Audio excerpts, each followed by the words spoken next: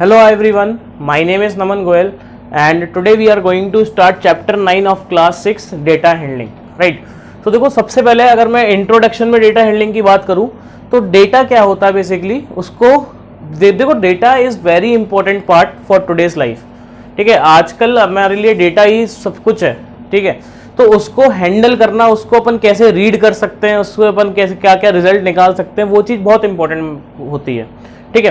तो इसी चैप्टर में अपन वही चीज़ पढ़ने वाले कि डेटा को अपन कैसे हैंडल करेंगे और उससे अपन क्या क्या इन्फॉर्मेशन ले सकते हैं, डेटा को अपन कैसे रिप्रेजेंट कर सकते हैं, राइट, ठीक है। तो देखो होता क्या है, जैसे मान लो मेरे पास एक क्लास 6 के डेटा है, ठीक है। यहाँ पे है मार्क्स सब्जेक्ट्स, ये फिजिक्स है, ये साइंस है, मैथ्स एंड इंग्लिश, ठीक है। यहाँ पे स्टूडेंट्स है, ए स्टूडेंट है एक, ठीक है, ए स्टूडेंट है, फिर बी स्टूडेंट है और एक सी स्टूडेंट है, ठीक है। 3 स्टूडेंट्स है, उनके मार्क्स है मेरे पास साइंस में, मैथ्स में और इंग्लिश में, राइट। तो जैसे मान लो इसमें 8 आए, इसमें 4, इसमें 5, 6, 8, 10, 7, 6, 3, ठीक है। ये डेटा है हमारे पास। तो इसका मतलब क्या है कि अगर मैं आपसे पूछूं कि बी स्टूडेंट के मैथ्स में कितने नंबर आए, तो बी के सामने मैथ्स के स्लॉट में कितने हैं, 8, बी के इंग्लिश में 10 है, सी के साइंस में 7 है। तो हमने बेसिकली क्या किया है, इस डेटा को लिखने का मतलब क्या है कि उस डेटा को हमने क्या किया, रिकॉर्ड किया। तो पहली चीज अगर मैं बात कर रहा हूँ रिकॉर्डिंग ऑफ डेटा, तो रिकॉर्डिंग ऑफ डेटा का मतलब क्या होता है कि हमने उसको रिकॉर्ड किया, राइट। अगला है ऑर्गेनाइजेशन ऑफ डेटा। ऑर्गेनाइजेशन मतलब हमने उसको एक ऑर्गेनाइज वे में लिखा, कि ऐसा नहीं कि कुछ भी कहीं भी लिख लिया, हमने एक टेबल फॉर्म में लिखा है इसको अपन बोलते हैं tabular form. This is basically a table, ठीक है। ये क्या है हमारे पास, कॉलम्स है और ये क्या है हमारे पास, रोज, ठीक है। तो बेसिकली ये चीज क्या है हमारे पास, ऑर्गेनाइजेशन अपन ने डेटा को किया। अब जैसे मैंने आपको क्या बताया कि यार एक चीज हमारे पास रिप्रेजेंट करने के लिए क्या है, टेबल है। अब इस चैप्टर में जो हमें वो पढ़ना है वो है, पहला है पिक्टोग्राफ। बेसिकली पिक्टोग्राफ, ग्राफ्स के थ्रू अपन यहां पे क्या करेंगे, रिप्रेजेंट करेंगे अपने डेटा को। तो पहला जो हमें याद करना है, write down is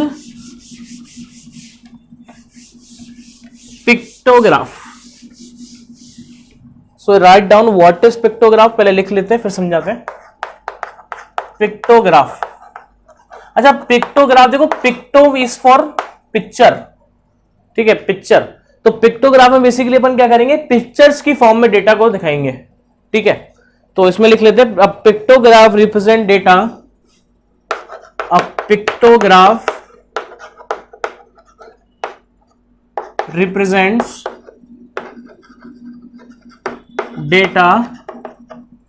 data through pictures of object, through pictures of objects.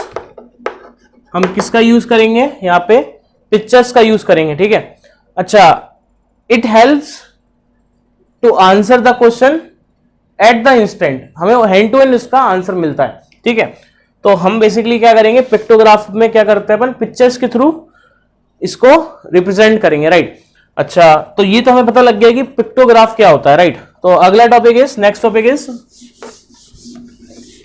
Interpretation of a pictograph, interpretation of a pictograph, ठीक है। अच्छा, अब हम क्या सीखने वाले हैं कि अगर हमारे पास पिक्टोग्राफ होगा तो हम उससे क्या क्या इंटरप्रेट कर सकते हैं, हम उससे क्या क्या चीजें सीख सकते हैं। इंटरप्रिटेशन इज बेसिकली हम उससे क्या क्या चीजें सीख सकते हैं, अपन उससे क्या क्या रिजल्ट ले सकते हैं अगर हमें एक पिक्टोग्राफ गिवन है। तो क्वेश्चन लिखते हैं, question is like the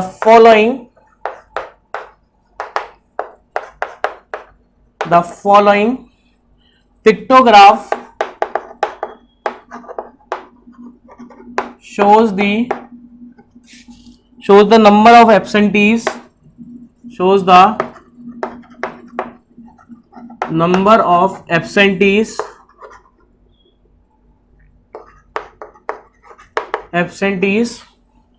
in a class of 30 student, in a class of 30 students, right, during the previous week, during the previous week. ठीक है, तो देखो बेसिकली मैं यहाँ पे क्या बोल रहा हूँ कि मैं आपको एक पिक्टोग्राफ बनाऊंगा और उसमें बेसिकली क्या लिखा, क्या रिप्रेजेंट कर रहा है वो, कि कितने स्टूडेंट्स पिछले वीक 32 बच्चों की क्लास थी, उसमें से कितने बच्चे एब्सेंट थे। तो यहाँ पे आ जाएगा डे, यहाँ पे आ गया नंबर ऑफ स्टूडेंट्स। ठीक है, ऐसा कुछ क्लियर। तो पहले बात करते हैं मंडे की। ठीक है, मंडे में कितने स्टूडेंट्स हैं, तो अपन क्या करते हैं, स्टूडेंट की फोटो बना लेते हैं। अब पूरी फोटो तो बनाने की जरूरत नहीं है, तो हम सिर्फ फेस बना रहे हैं। तो 1 2 3 4 5। ठीक है, ट्यूसडे के लिए, ये इसके लिए था, ट्यूसडे के लिए मान लो 4 आगे।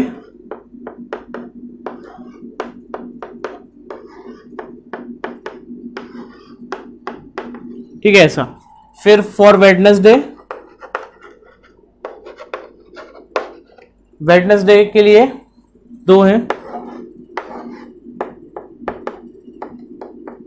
ठीक है, फिर थर्सडे के लिए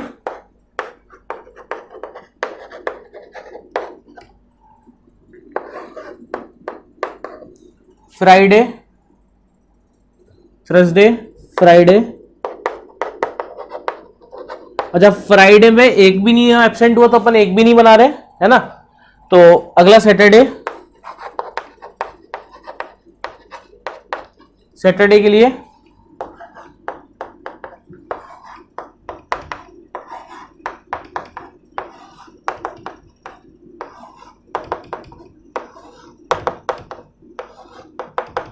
ठीक है, ऐसा।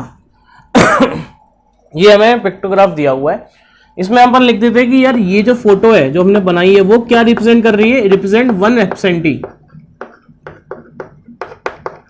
एक एब्सेंट बच्चे को रिप्रेजेंट कर रही है। ठीक है, तो पहले अपन इसको रीड करना सीखते हैं कि ये पिक्टोग्राफ कैसे अपन रीड कर रहे हैं।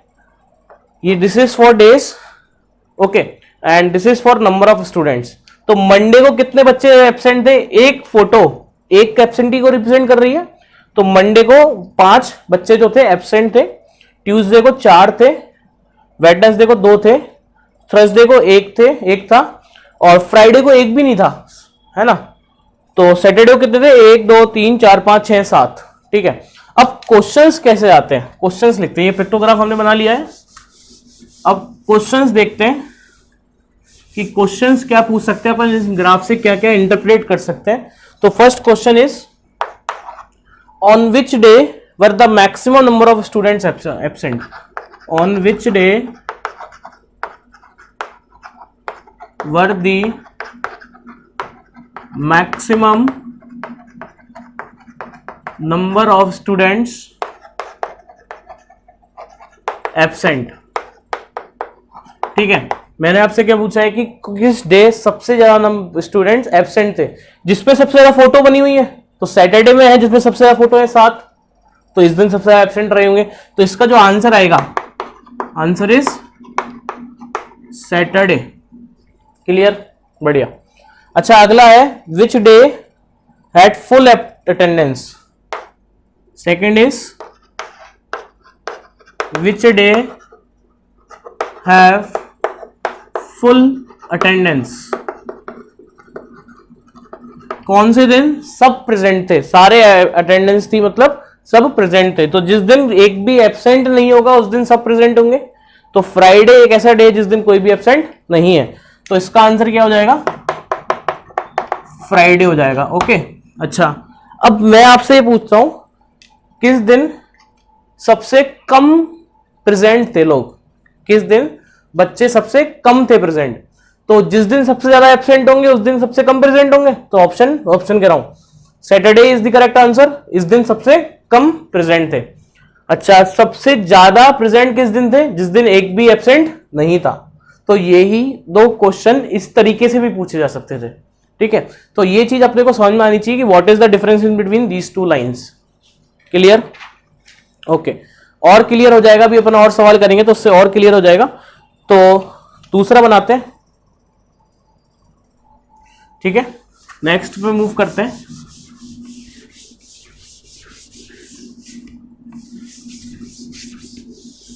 Next is the colours of fridge, the colour of fridge preferred by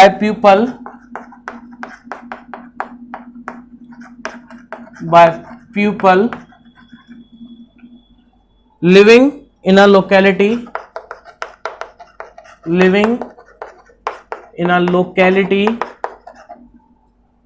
are shown by the following,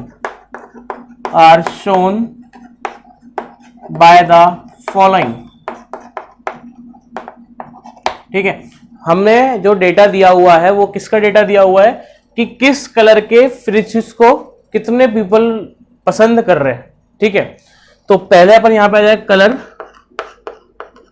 यहां पे आ जाएगा नंबर ऑफ पीपल, ठीक है।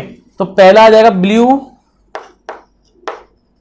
फिर ग्रीन, फिर रेड और फिर व्हाइट, ठीक है।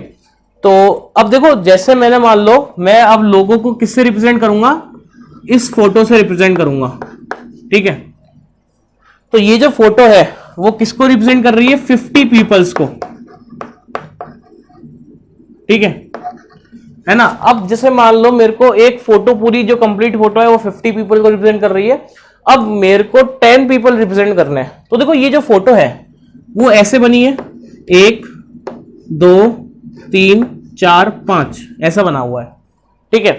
तो अगर मेरे को 10 करना है तो दिस इज फॉर 10, 20 के लिए ये 20 है, 30 के लिए ये 30, 40 50 ऐसे 50 बनाना है, ठीक है। तो ये अपने को याद रखना है, ध्यान में रखनी बात। तो एक फोटो किसको रिप्रेजेंट कर रही है, 50 पीपल्स को कर रही है, क्लियर है। तो कलर अगर ब्लू की बात कर रहे हैं अपन, तो ब्लू के लिए हमारे पास कितने हैं देख लेते हैं, एक बार बना लेते हैं। 1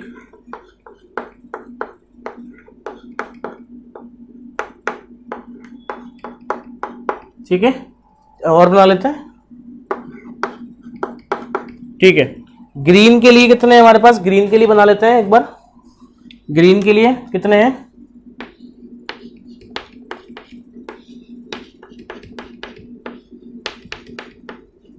ठीक है। अच्छा, रेड के लिए बना लेते हैं एक बार, रेड के लिए है ना, रेड के लिए बना लेते हैं।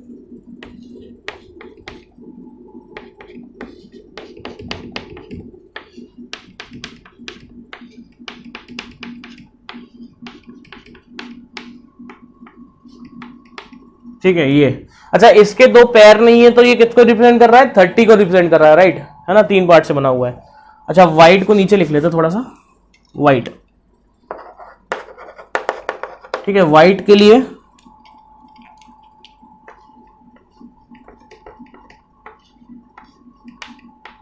ठीक है ऐसा। तो पहले तो अपन ये देख लेते हैं कि कौन से लोग, मतलब कौन सा कलर कितने को रिप्रेजेंट कर रहा है। ब्लू के लिए 5 पूरे पूरे आए, तो ये कितने लोगों को रिप्रेजेंट कर रहा है, 5 × 50, 5 × 50 विच इज 250, ठीक है। ग्रीन में 3 पूरे पूरे आए तो 3 × 50, रेड में 5 तो पूरे पूरे आए तो 250 ये हो गए, और 30 इसका, ठीक है। और इसमें 2 पूरे पूरे आए तो दिस इज 20, राइट। तो question is find the number of people. First question is find the number of people preferring colour blue, preferring colour blue. Blue colour कितने लोग प्रेफर कर रहे हैं, तो देखो 5 है पूरे पूरे, तो 5 × 50, बिकॉज एक फोटो 50 पीपल को रिप्रेजेंट कर रही है, तो 5 फोटो है हमारे पास, तो टोटल कितना हो जाएगा, 5 × 50 which is equal to 250 people. I think clear है, क्लियर। आगे, how many peoples like red colour. Now next question is how many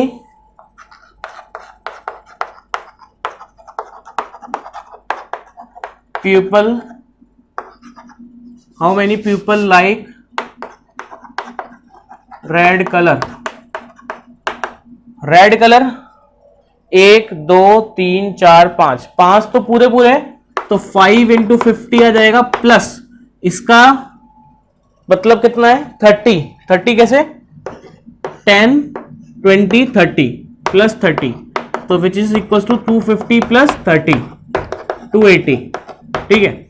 अच्छा, क्वेश्चन ऐसे भी पूछा जा सकता था कि कौन सा कलर सबसे ज्यादा पसंद किया जा रहा है, तो क्या आंसर होता है व्हाइट. सॉरी, व्हाइट का एक और रेड है ना, रेड ही है सबसे ज्यादा पसंद करने वाला.